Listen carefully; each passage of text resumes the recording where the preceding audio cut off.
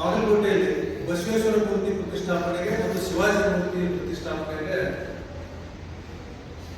40 ಲಕ್ಷ, ಬಸವೇಶ್ವರ ಮೂರ್ತಿ ಸ್ಥಾಪನೆ 40 ಲಕ್ಷ, ಶಿವಾಜಿ ಮೂರ್ತಿ ಸ್ಥಾಪನೆ 40 ಲಕ್ಷ ರೂಪಾಯಿ ಕೊಡಬೇಕು ಅಂತ ಪತ್ರ ಕೊಟ್ಟಾಗ ಮುಖ್ಯ ಕಾರ್ಯದರ್ಶಿಗಳಿಗೆ ಆ ಪತ್ರವನ್ನ ಕಳಿಸಿಕೊಟ್ಟಿದ್ದಾರೆ.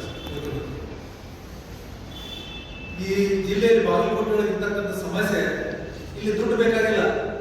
ಬಸವೇಶ್ವರ ಮೂರ್ತಿ ಈಗಾಗಲೇ ಪ್ರತಿಮೆ ನಿರ್ಮಾಣಗೊಂಡಿದೆ, ಶಿವಾಜಿ ಮೂರ್ತಿ ಪ್ರತಿಮೆ ನಿರ್ಮಾಣಗೊಂಡಿದೆ.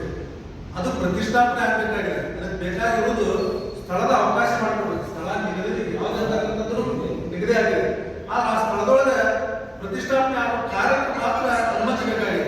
ಅನುಮತಿ ಕೊಡೋದು ಬಿಟ್ಟು ಕೇವಲ ರಾಜಕಾರಣ ಮಾಡಬೇಕು. ಚುನಾವಣಾ ಸಂದರ್ಭಗಳಲ್ಲಿ ರಾಜಕಾರಣವನ್ನು ಬಿಡ್ರಿ. ಆ ಮೂರ್ತಿ ಪ್ರತಿಷ್ಠಾಪನೆ ಮಾಡೋದಕ್ಕೆ ಏನು ಸ್ಥಳಕ್ಕೆ ಅನುಮತಿ ಬೇಕಾಗಿತ್ತು, ಅನುಮತಿಯನ್ನು ಕೊಡ್ರಿ. ಎಲ್ಲರೂ ಸೇರಿ ಬಸವೇಶ್ವರ ಮತ್ತು ಶಿವಾಜಿ ಮೂರ್ತಿಯನ್ನು ಪ್ರತಿಷ್ಠಾಪನೆ ಮಾಡೋಣ. ಅದು ಬಿಟ್ಟು ನಿಮ್ಮ ದುಡ್ಡಿನ ಅವಶ್ಯಕತೆ ಇಲ್ಲ.